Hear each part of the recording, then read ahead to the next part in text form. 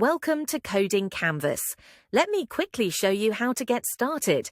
Click the Run button to begin visualizing the code in action. For detailed explanations, click the Explanation section to follow along step by step.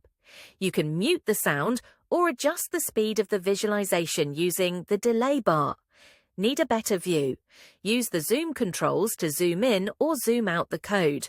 To save the code, click the Copy button. You can also pause the visualization anytime and resume whenever you're ready. At the bottom, you'll find the algorithm description, its time complexity, and real-life use cases for better understanding. Before running the code, you can even modify the input values. For a deeper dive, set breakpoints by clicking on the line numbers to explore specific parts of the code. And finally, once you've learned the topic, mark it as complete using the Done button to track your progress. Thank you for choosing CodingCanvas. Your journey to mastering code starts now.